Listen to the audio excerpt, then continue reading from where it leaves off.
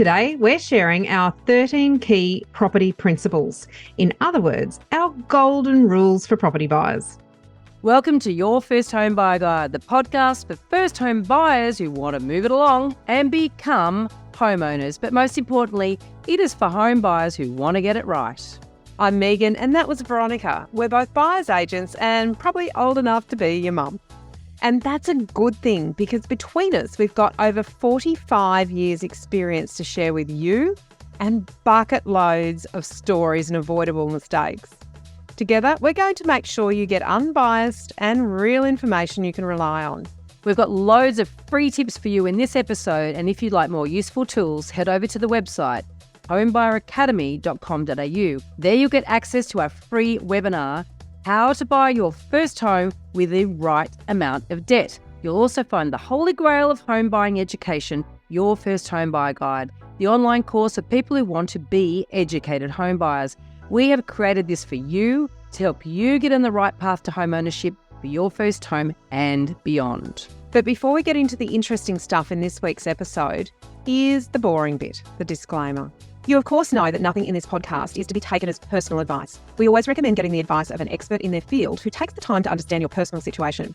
We've done our very best to ensure that the content is correct at the time of recording, but things change rapidly. So always check with the relevant government authority or your trusted advisors to get the most up-to-date information.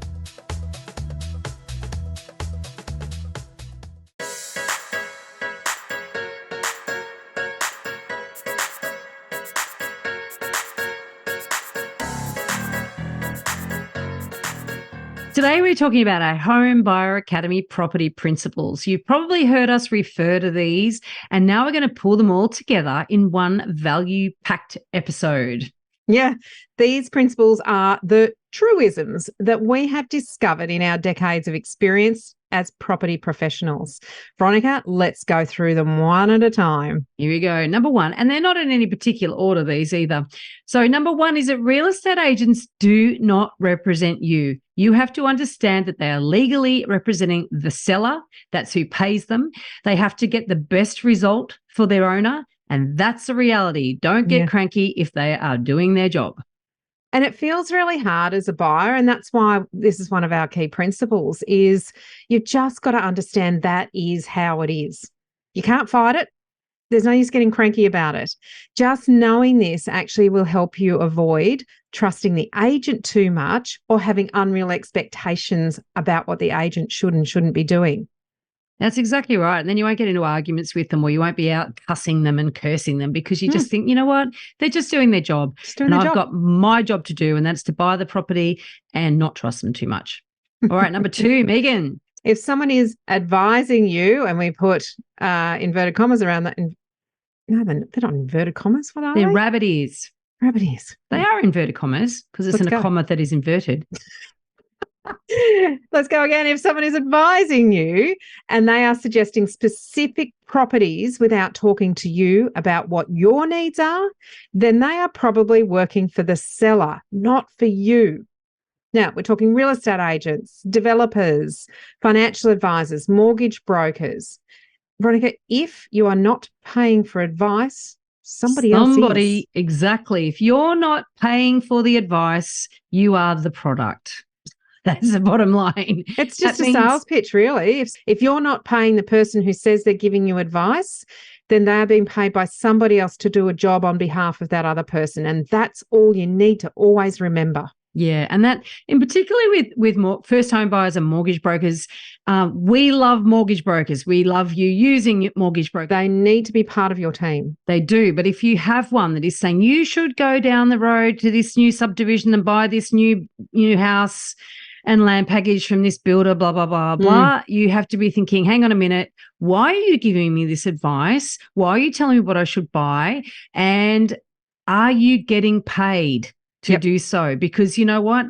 Anybody, and this happens quite a lot actually, but particularly with first home buyers, because they're saying to you, you can grab all these free money from the government, grants and incentives, and however, they are getting paid a lot of money to do that, and so it's not a good idea for you. You are not getting advice, you are getting sold to. So that's a really just look at it as a sales pitch. And if that sales pitch suits you, then make your own independent inquiries. Don't rely just on we're not particularly saying that they might not have a great option for you. They might, probably not, but don't think that that advice is for you. It's not. It's a sale of something that they have to sell because they're being paid by somebody else to sell that. Correct. So number 3, which sort of follows on from that government grants are there to help the construction industry and the economy. Mm-hmm. They're not actually there to help first home buyers. Hear us out here. The reason we're saying this is because many grants dictate to you what you need to buy in order to qualify. And if anything is limited to brand new or buying off the plan, then it's actually not really looking after your interests. It's looking after the interests of continuing, supporting the economy and supporting the builders and developers.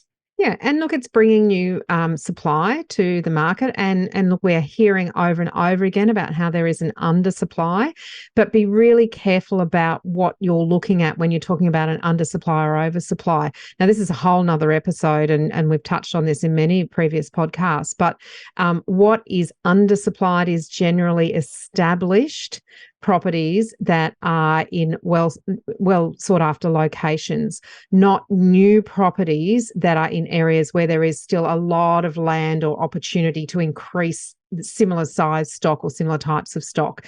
Well, I was about to say the simple fact is that the government doesn't need to incentivize people to buy the stuff that's scarce. They need to incentivize people to buy the stuff that there's a lot of it. Yeah. And that's why it's dangerous. Yeah. And the construction industry is a huge employer. There are over 1 million people employed in this country in construction. So they have a fair bit of lobbying power, but governments want to ensure that they stay employed as well, because we don't need the employment rate to go up. We've got inflation and all sorts of other pressures on cost of living. So there are more construction workers who vote than first home buyers. And that's why we see sometimes these schemes are really aimed at increasing that part of the industry. Absolutely. Number 4. Do you want to hit it, Megan? If it's easy to buy, then it's probably going to be difficult to sell. Now, have a really good think about that. Really, really sit and think on it. Buyers tend to want to avoid competition when they buy. That's a human nature. But if you're the only person who wants to buy it, you have to ask yourself why, particularly if the market is a little bit, in the seller's favour at that point in time. What does this mean for you in the future when you go to sell? Veronica, this is such an important one to think about. It's my favourite principle. It really is, because it's like it just pauses for pause. You know what I mean? It's like, oh, hang on a minute. Say that again. If you're finding something's easy to buy, then when you go to sell it, it's going to be difficult probably to sell. And the person trying to sell it to you is finding it difficult because it's real easy for you as the buyer. And because so that's there's no the one competition thing, for it, because it's not sought after. That's it. You want to buy something that's sought after. I know that Broad it's appeal. counterintuitive, because people go, no, I want an easy way. I want to buy something easy. It's like, no, you do not, because you might be stuck with it. You want an easy process. Is the shortcut. Is you want to be able to make an offer and negotiate with an owner where there's no multiple offers, or you want to be able to buy at an auction where there's no one else bidding. If you're in that situation, in other than a really heavily weighted market that's in the buyer's favour, then really stand back and say, why doesn't anyone else want to buy this property? What you want to be is a successful purchaser of a property that is under huge demand, or good demand. Not huge necessarily, but strong demand. Yeah, that's such a good distinction that you called there. You want the process to be easy, and I think you need to just pull that apart to make sure that whatever you're buying is not the problem, is that it's a crap property. All right, let's look at number 5. 5. The biggest risk with first home buyer incentives is that in the rush to take advantage of them, you buy the wrong property. Yeah. Now, we already touched on off the plan and brand new and the limitations around that, but there's another really important thing that is an element of many of these incentives that can cause a problem for first home buyers. Yeah, and it's time limitations. So some of the incentives and the grants that have been around have had a time. You have to do it by 30 June. You have to do it by 31st of August. You have to have completed this. And what that does is put undue pressure on a decision-making process that should not be made under duress. And duress is anything that puts pressure on you to do something in a certain time frame. So when you do that, because an incentive will expire by a certain point in time, you start making compromised decisions about the long term, which is the property itself. And that's, we teach that ad nauseum. It's got to be that long-term view of the property in line with your goals and your needs and your own unique situation. So off the plan and brand new, the limitations that come around those sorts of incentives that are offered, whether it be through one of the authorities, federal or state authorities, or from a developer themselves that are trying to get, developers have to get a certain number of sales in order to have a viable development project. And if they're trying to get some sales over the line, then they might provide an incentive to get you to make a decision really quickly. Yes, I've seen one where they basically will help you with the deposit. And I'm like, that's just really, really particularly scary, because then it so locks you into their development. And yeah, I don't like it at all. But also price caps. So a lot of these incentives do have a cutoff point.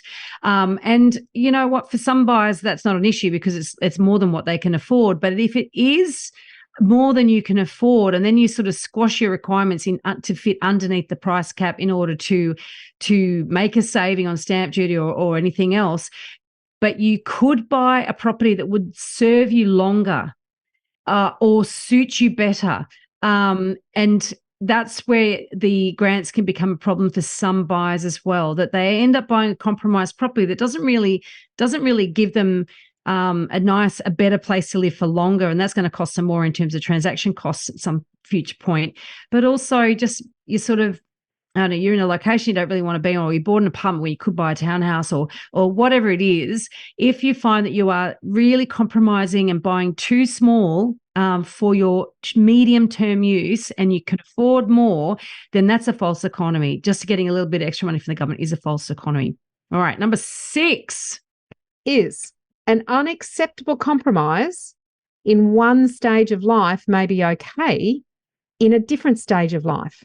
So now, true. We debated this quite a bit, actually, because what we're actually saying there is, depending on where you are in your phase of life, and we go through these different phases of life, your first home, maybe on your own, or you've just coupled up. The next one is when the potential children are coming into the mix, and then they're at school, and then they're heading towards university and empty nesting and so forth. So there's different stages of life that you go through. What might be unacceptable to you? And a bathtub is a classic example of that, Veronica. When you've got little children, or you're having babies and thinking about what do we need in our home, it's almost like you can't imagine living without a bathtub. And it's, it is a genuine and real need that you have. To be able to bath your children is so much easier than putting them in the shower. Close to the kitchen. Yes. Yeah.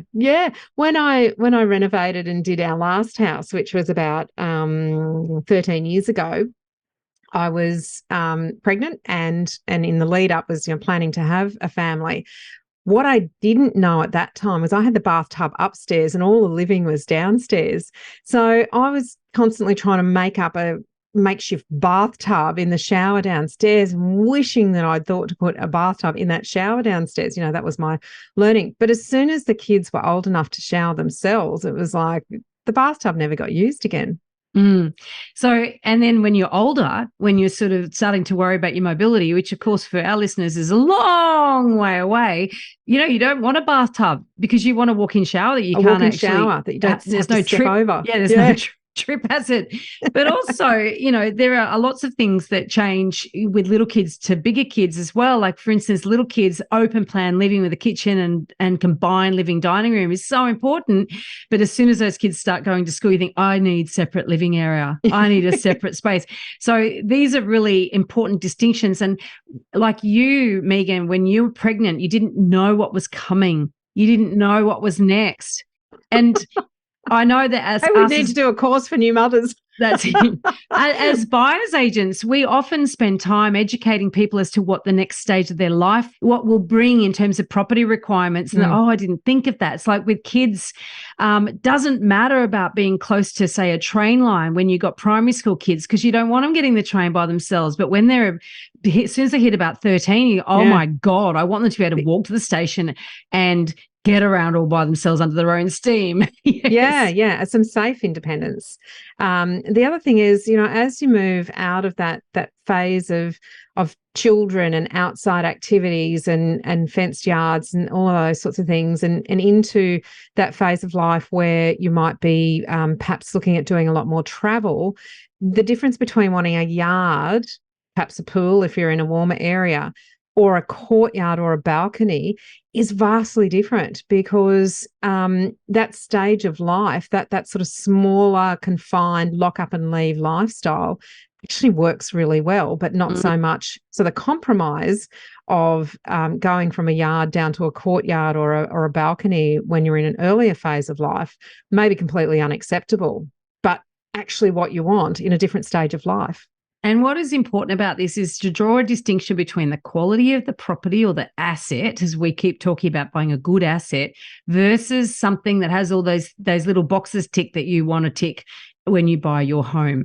So there are a lot of good assets that might not actually suit your requirements right now, but are still a good asset. Yes. And so it's really drawing a distinction between those things and understanding that your needs will change, even though you're not necessarily aware that they will change. And trying to have a bit of a longer lens on that will actually help you make better property decisions as well. Let's go on to number 7, another of your favourites. Oh, yes. Capital growth bloody does matter. It matters. So much more than people give it any credit. And really it's because your first property in particular, we say it's the most important one in many ways, because if it doesn't grow in value, you'll be stuck there. Right? You won't be able to upgrade unless you come into some money or you have massive increases to your income. And that's the whole point, that while the rest of the market is growing, if you buy one of those properties, it doesn't grow. And it does happen to people, right? It does happen. Some people get stuck. And so that's why you do have to focus on that future buyer. Back to that, our principle about if it's easy to buy now, it could be hard to sell in the future. That's all tied in with capital growth. And future buyer. And if it doesn't grow in value, at worst, you want to keep up with the market, not have bought something that will only be saleable and have some attractiveness in a heavily seller-weighted market. So where there's so many buyers with so much FOMO, which we've seen, there was a 20-year spread between when we saw the last level of capital growth that we saw across the country generally, which was back in about 2002, 2003, versus that 21 kind of period where everyone went nuts. So 20 years is a long time to hold an asset that hasn't grown in value, in the hope that there will be an anomaly in the market that will allow you to find that buyer that will pay something astronomical. So at worst, you want to keep up with the market, but at best, you actually want to be choosing something that is exceeding the market around you. And that capital growth, that compounding nature of capital growth, is where the true magic of property really lies, because each time you have that little bit of growth, it compounds. It is the growth on top of the growth plus the growth. And that's, I wish they'd teach this better at high school. And actually, I spoke to somebody about, that very, that financial literacy part of education. What that really means is if you buy a good asset, every year it grows more and more and more, because it grows on top of itself. And I love that about property. The snowball, it just gets bigger and bigger as it rolls down the mountain. The flywheel. I love it about property as well, but also the pain when somebody misses it. They buy property that doesn't grow, or it grows at that slower rate. That's why it's so important to really focus on capital growth, because you can get left behind. Because the whole thing about compounding is it's exponential. It's phenomenal because it builds on itself. It's actually phenomenal the magic of it when you sit down and look at the numbers and look at a chart, just from those exponential graphs, think, oh my God. So it's exciting. And we obviously at our stage of life can look back at properties that we bought a long time ago and see what they've done. At the beginning of it, all you see is this huge hurdle of the deposit you've got to get over. So we get that you think, I don't care, I just want to get on the ladder, but we'll get to that. Number 8.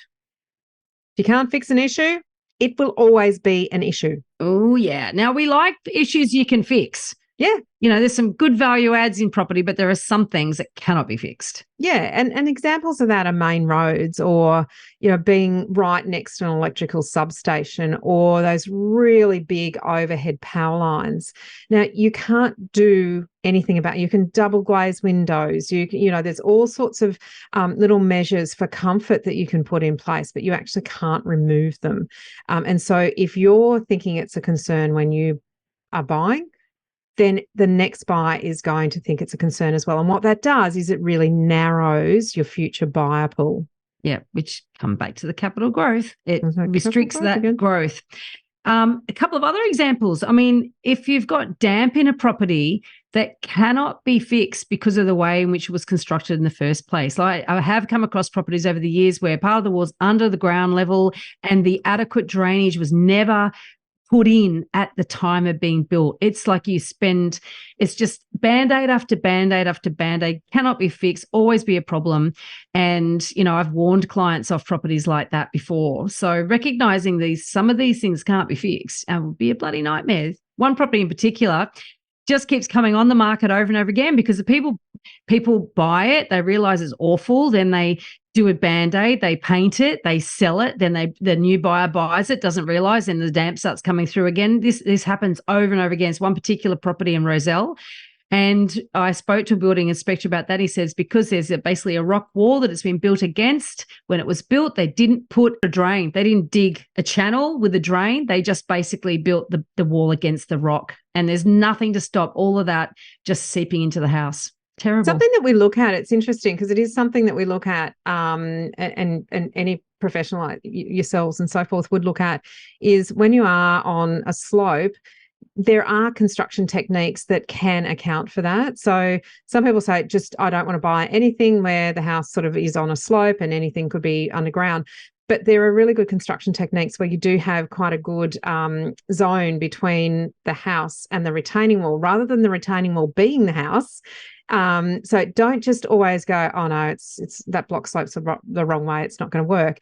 And similarly, if there is some damp, or there is a house that has been constructed up as the retaining wall is part of the actual external wall of the building, do talk to a plumber or a professional about to see if you can create that zone and that drainage and fix the problem. And if you can, then it doesn't fall into this category. No, absolutely. You just have to decide whether the cost of doing that is justified, and whether, if that removes the issue, then maybe you've actually manufactured some fairly good potential for growth in a property by being able to fix a problem. Absolutely. A couple of other examples: a south-facing garden that slopes away from the house. The bottom of that garden will always be dark because it sort of doesn't get any light because it slopes away from the house and it's south-facing. Yeah. Or a dark apartment. You can't put skylights in an apartment unless it's on the top floor. But even then, it's probably a bit of a battle with you probably can't. But anyway, corporate, yes.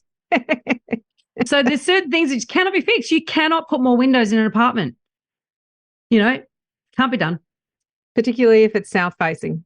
Yes. Right. That is an uphill battle, that one. Now, number 9. Along the same lines, actually, the bones of a property are key. And we're not talking the pretty stuff here. We're talking the bones, the skeleton. So you can change cosmetic things, but you can't really change the bones. And what are we talking about there? Things such as, well, we're talking about high ceilings. If you walk into a room and you feel, I'm only 5'4", right? So I'm the average woman height. You're a bit taller. But if I walk thought I was average. Let me tell you, 5'4" is average. I'm going to stick with that. If you walk into a room and you go, gee, that ceiling is really close to the top of that door, it's probably just on what would be considered habitable height. And that can feel quite low, but it also restricts some of your airflow, it restricts your natural light, and you can't change that. It's not, you can't raise the ceiling.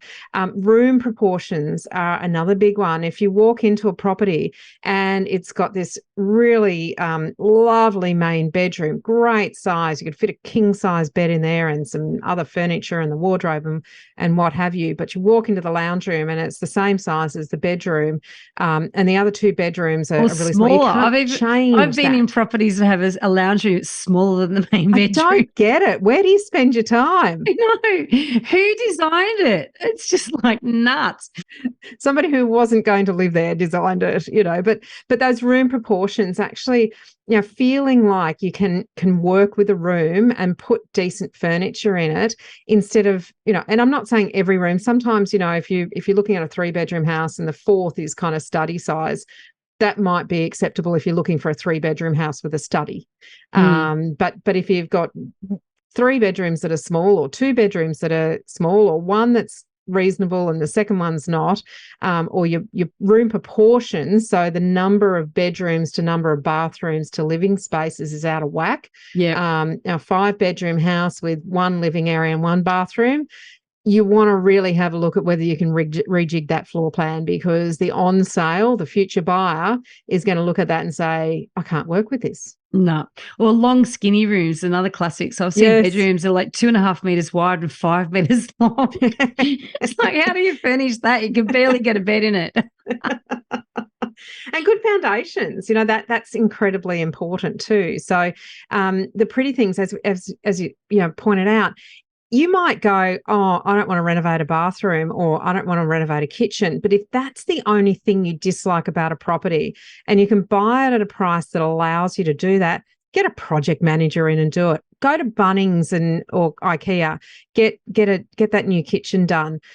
Get somebody else to help you with it, whatever it takes. Don't let a cosmetic thing be the reason that you don't buy a good property that meets the vast majority of your other criteria and doesn't have any overriding objections. It's really about everything being in the right spots. It can have, it could be the wrong color. You could even not like the floor coverings and the window coverings or whatever. But, if the bathroom's in the right spot and you don't like it, you can replace it easily. But when you've got things like, bathrooms located a long way away from the bedrooms, for argument's sake, that's what we're talking about here. Things that are really expensive to rectify.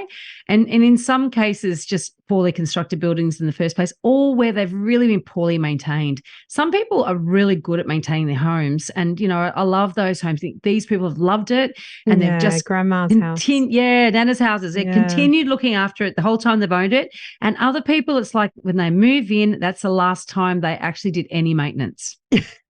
Now, the exception to that is if you have a long-term view of a property. If you walk into a property and say, this really doesn't work as it is, but I have a 10-year plan, 5-year plan, whatever the case may be, and I'm going to make extensions, or, in Queensland, we raise, we build under, I'm going to add another story, whatever the case may be, then the bones that you want to look at aren't its livability in its current state, but what could it be when where are the load-bearing walls? How can I make this property work? So looking at that long-term view of it, if you've got the budget and the ability and the interest and the ambition to do that. So not just, is it right now?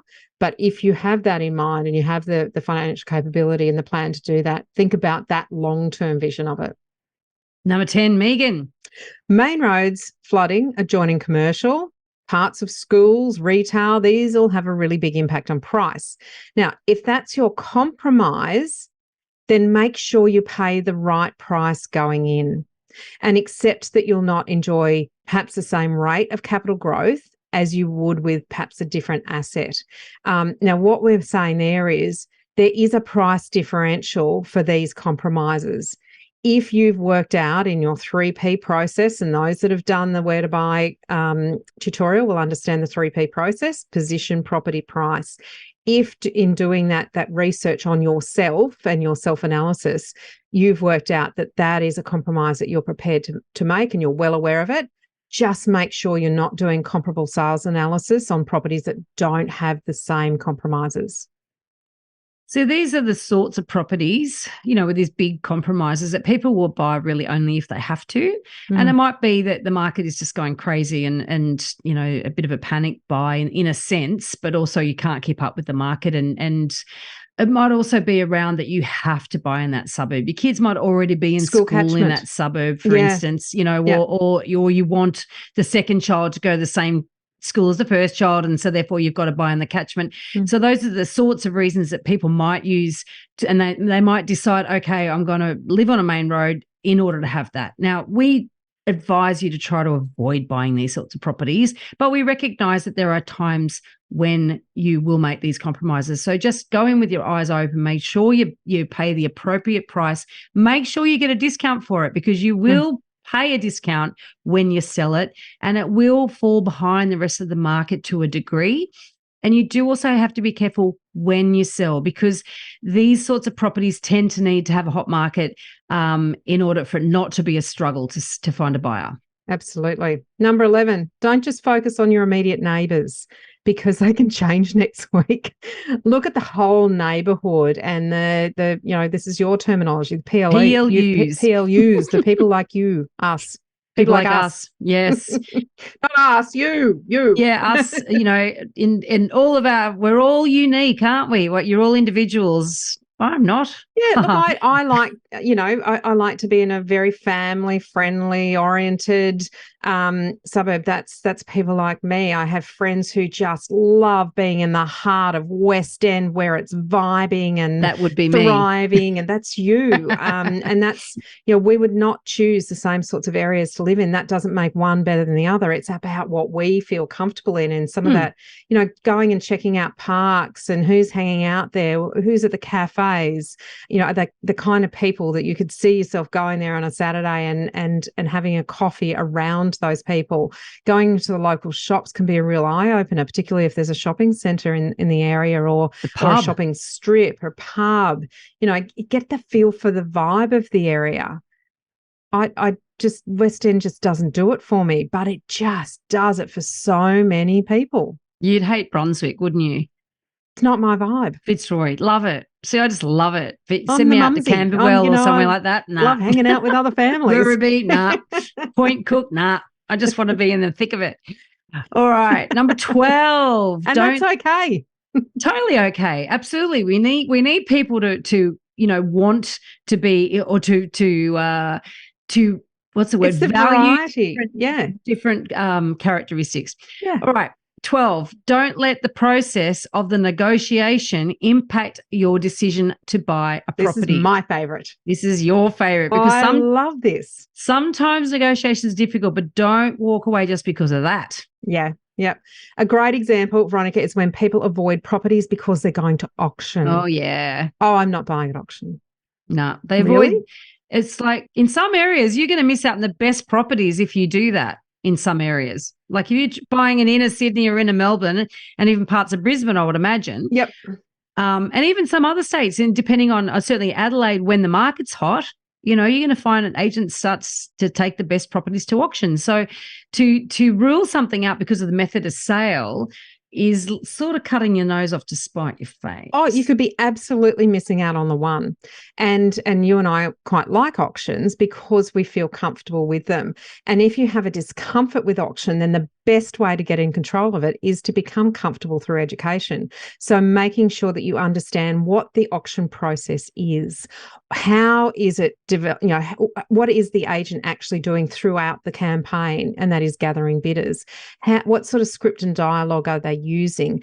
What is the process they'll go through? Will they take pre-auction offers? What is the process of actually doing your due diligence before the auction? How much will that cost? Now, the amount of people that I've heard say, I'm not going to buy a property in auction because I'm not going to pay for, might be strata report or building and pest inspection or whatever the case may be. And, these are, in your mind, these are reasonable reasons not to do something. But if that's the property, then get comfortable with the process. Be prepared to spend the money, because if you buy that without having spent the money on doing the due diligence, then you could have bought yourself an absolute lemon. If you don't spend the money and you could have bought it within your price range and you miss out on that opportunity, you will kick yourself for a long time that you didn't put yourself in a position of buying it, or you'll get angry at the agent for not telling you that you could have afforded it. Yeah, but it comes back to that easy to buy thing. You know what you're trying to. That's back to that, like what you said earlier about you wanting an easy process. And so people are saying, "Oh, I want an easy process. I don't want to have a difficult process." Yeah, I just want to make an offer and have the owner accept it. No, I know it's not going to happen. Sometimes you'd be missing the best property, but also people who avoid a particular agent's listings. And I know some agents can be a real nightmare. And also some agents in particular can have a real habit of underquoting, or they're just a bit difficult to deal with, or you just don't like them. You feel a bit smarmy or judgy or whatever. But, you can't just rule out, particularly if they're particularly active agents, you can't just rule out a section of the market. It's not, but people do. They get really personal about this. And I don't understand that. And that's why I think this principle is so, so valuable, is you just have to let the process be very different from the decision of the property, and don't let those two things. We've been deep in negotiations with agents on properties, and had our buyers throw up their hands and say, "That's it, I've had enough."